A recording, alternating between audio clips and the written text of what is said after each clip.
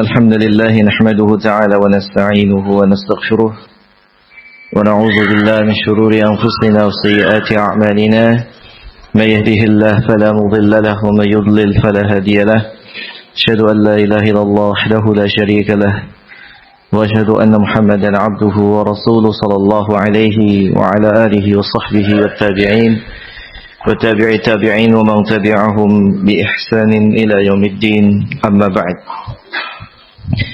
Ikhwana fi din azakumullah, ada satu hadis yang diriwayatkan oleh Bukhari dan Muslim dari sahabat Abi Hurairah radhiyallahu anhu.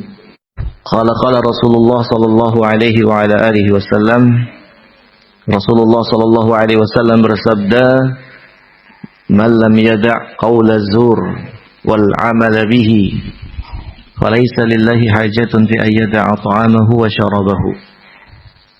Rasulullah SAW bersabda, barang siapa yang tidak meninggalkan ucapan yang dusta, ucapan yang batil, dan justru dia berbuat kedustaan dan kebatilan, maka tidak ada alasan bagi Allah untuk menerima puasa seseorang yang sudah meninggalkan makanan dan minumannya.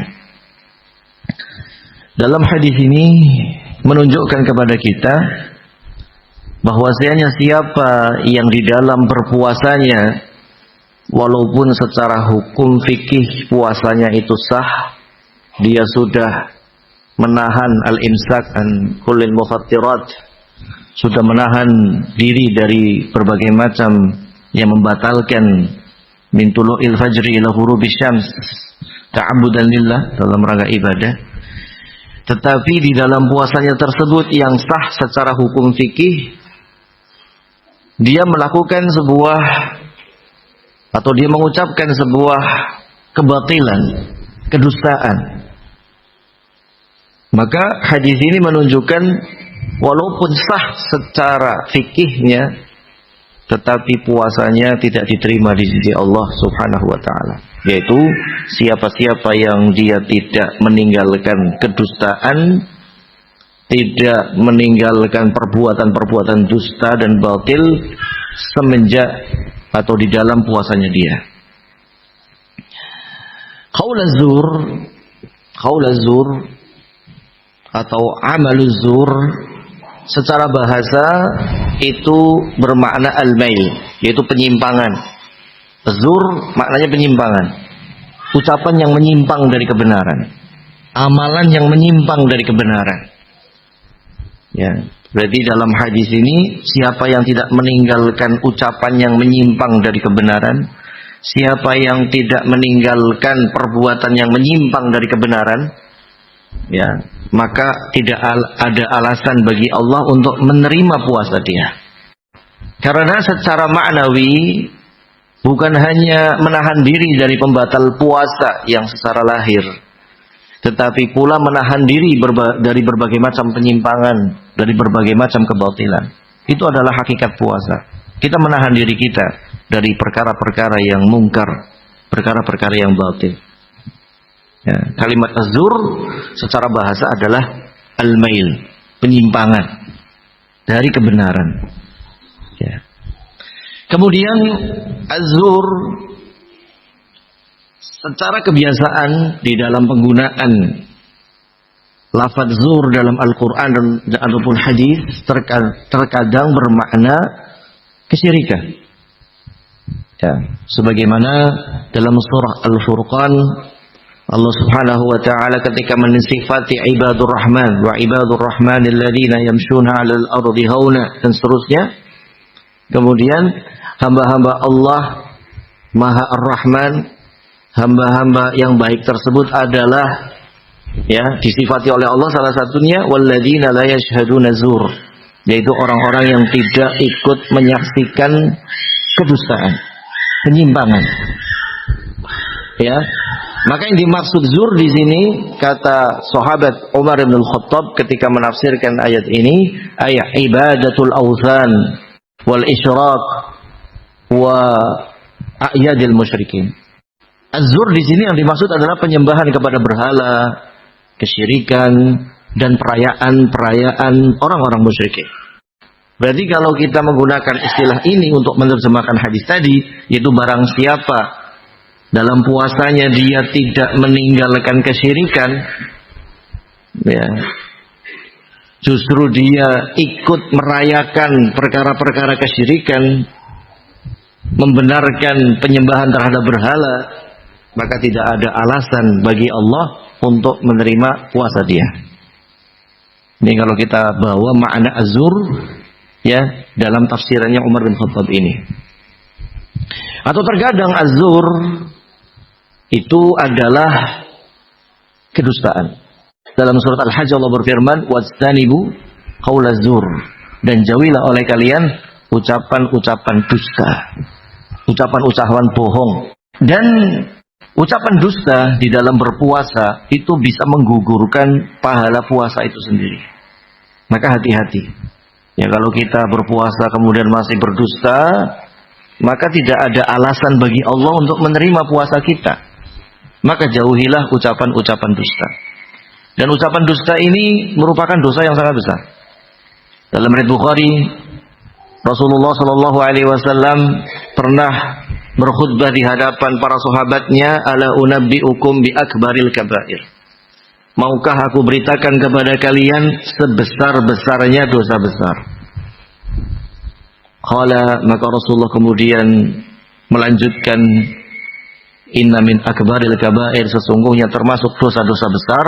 Yang pertama adalah al-isyraku billah, menyekutukan Allah, berbuat syirik kepada Allah Subhanahu wa taala. Yang kedua adalah uququl walidain, durhaka kepada kedua orang tua. Kemudian beliau mengatakan, "Ala wa qauluz zur, ala wa qauluz zur, ala wa syahadatuz zur."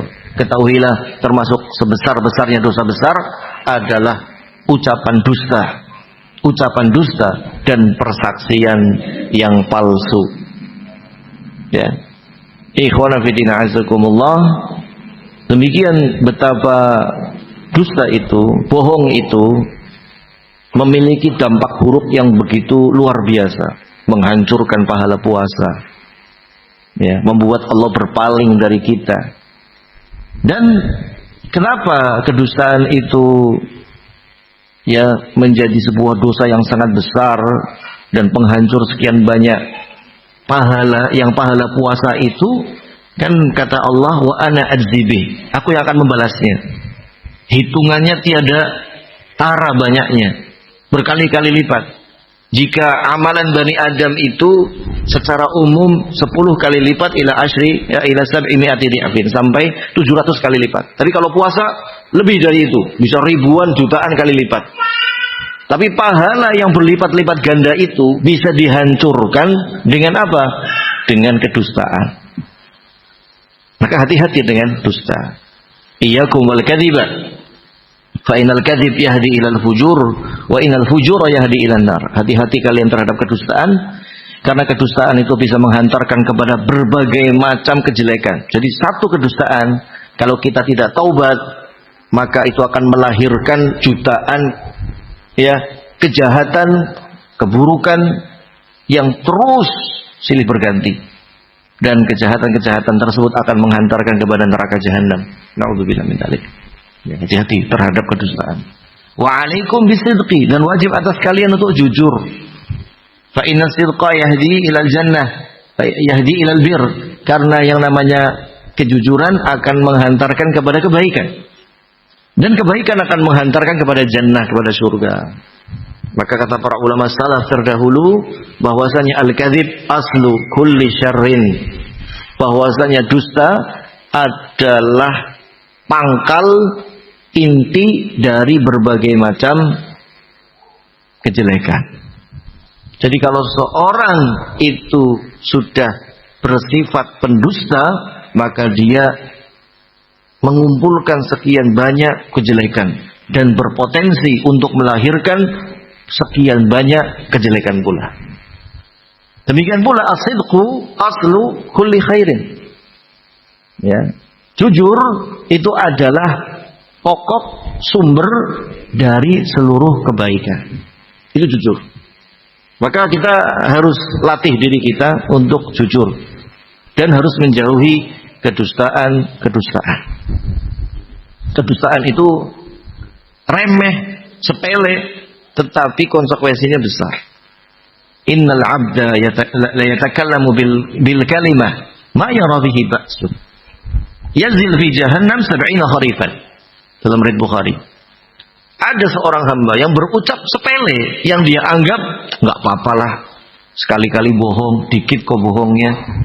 Tetapi ucapan yang dianggap sepele itu yang menjerumuskan dia ke dalam neraka jahanam yang dalamnya itu ya seperti kalau menjatuhkan batu ke dalam sebuah lubang, itu batu tersebut akan mencapai dasar itu setelah mencapai waktu 70 tahun. Itu dalamnya neraka jahanam. Ya. Dan pernah kejadian pada zaman Rasulullah SAW, tiba-tiba terdengar suara dentuman yang sangat keras seperti benda jatuh. Begitu. Penduduk Madinah geger. Ada apa ini? Ada apa? Maka Rasulullah menyampaikan itu adalah batu yang dijatuhkan dari mulut neraka dan sekarang baru sampai dasarnya 70 tahun yang lalu. Kayak apa tuh berarti? Luar biasa dalamnya neraka jahanam. Dan ingat, kalimat sepele, kalimat dusta yang kita anggap wah biasa-biasa saja, nggak masalah, goroh titik biar dagangannya laris begitu ya. Tetapi rupanya itu yang menjerumuskan, menjatuhkan seorang ke dalam neraka jahanam yang dalamnya ya seperti batu dijatuhkan 70 tahun baru sampai dasarnya. Nah, ini kan berarti kita harus berhati-hati. Iyakumul kadziba. Ya, hati-hati kalian terhadap kedustaan. Bahaya kedustaan itu. Karena ya seseorang mungkin bisa saja berdusta ya dengan sadar atau tidak sadar.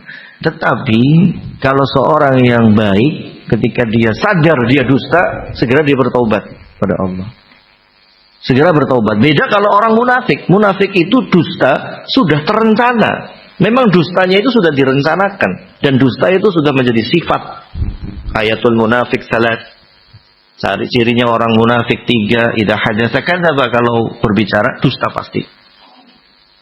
Ya, pasti dusta. Ada dustanya. Itu ciri orang munafik. Wa idza wa'ada akhlafa, kalau janji dia selisihi, wa idza tumina khana, kalau dia dikasih amanat dia khianat. Wa idza khasama fajara, kalau dia bertikai berselisih, dialah orang yang curang. Ini dalam riwayat lain ada tambahan 1, ya, yaitu idza khasama fajara. Ketika dia berselisih, dialah orang yang curang, orang yang rusuh, orang yang penuh dengan rencana-rencana jahat. Hati-hati para hadirin rahimakumullah. Ya, dusta yang kita tidak rencanakan saja, yang kita anggap sepele itu bisa menjerumuskan ke neraka. Apalagi dusta yang berencana, yang terstruktur. Ya, itulah yang namanya makar. Ya, makar itu kan begitu. Makar itu dia merencanakan dusta dan menstrukturkan dusta. Rencananya demikian. Itu namanya makar. Na'udzubillah. Ya, na'udzubillah min dzalik. Wa makaru wa makarallahu wa huwa khairul makirin. Ya, manusia bisa bikin makar dan Allah akan membalikkan makar mereka, dan Allah sebaik-baiknya membalikkan makar-makar orang yang membuat makar. Maka jangan sampai kita memiliki sifat yang seperti itu. Jauhi sifat-sifat yang seperti itu. Kalau ada indikasi pada diri kita bohong, atau kita menikmati kebohongan atau menganggap remeh kebohongan, segera bertobat pada Allah. Jangan sampai kebohongan itu menjadi sebuah sifat. Ya. Jadi beda, orang kadang bohong dengan bohong yang sudah jadi sifat. Ya. Bohong yang sudah jadi sifat itu ya tadi, dia berencana atau terbiasa, berawal dengan satu kali dusta yang tidak taubat. Ya.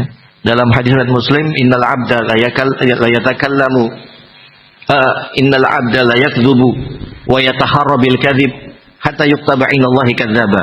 Ada seorang hamba yang dia satu kali berdusta, kemudian kok keenakan berdusta. Jadi satu kali berdusta, rupanya dagangannya laris. Ya, akhirnya dia kecanduan berdusta, terus berdusta, hatta yuktaba inallahi kadzdzaba, sampai akhirnya Allah Subhanahu wa taala ya tulis dia sebagai seorang pendusta. Rupanya dusta itu ya tadi ada prosesnya. Satu kali berdusta, tidak bertaubat, itu akan melahirkan dusta-dusta yang berikutnya. Dan ketika sudah banyak berdusta, Allah akan tulis orang tersebut sebagai kadzdzab. Ala la'natullah 'alal kadzibin. Ketahuilah laknat Allah atas orang-orang yang kadzdzab, yang banyak dustanya. Ya. Tapi ada satu hal khusus. Yang sekali dia berdusta, dia sudah jadi kadzdzab. Secara asal untuk menjadi dicap sebagai kadzdzab itu kan banyak dusta. Tapi ada satu perkara yang kalau dia sekali saja berdusta, dengan hal tersebut dia sudah dicap sebagai kadzdzab, sebagai seorang pendusta. Apa itu? Yaitu ketika dia mengatasnamakan Nabi apa yang tidak pernah diucapkan, tidak pernah dilakukan oleh Nabi. Man kadzdzaba alayya muta'ammidan falyatabawwa maq'adahu minan nar. Barang siapa yang berdusta, sengaja berdusta atas namaku, ya, maka persiapkanlah tempat duduknya di neraka. Ulama ahli hadis membahas seorang yang dia memalsu hadis, walaupun satu kali dia bikin hadis, dan Nabi nggak pernah berucap demikian, dia bikin, walaupun alasannya baik. Alasannya untuk menyemangatin orang sedekah, menyemangatin orang sholat gitu ya. Tapi dia bikin hadis palsu, dia sebarkan ini kata Rasulullah. Maka satu kali dia lakukan, itu sudah dicap sebagai pendusta.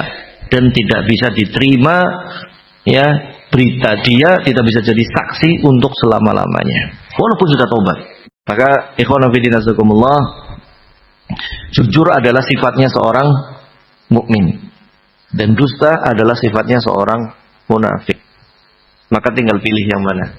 Mau jadi mukmin apa munafik? Mukmin apa munafik? Mukmin, makanya yang jujur. Ya. Dan kedudukan orang yang jujur itu kedudukan persis di bawah para nabi. Siratal ladzina an'amallahu 'alaihim minan nabiyyin wasiddiqin wasyuhada'i wassalihin. Wa hasuna ulaika dalam surah Al-Imran.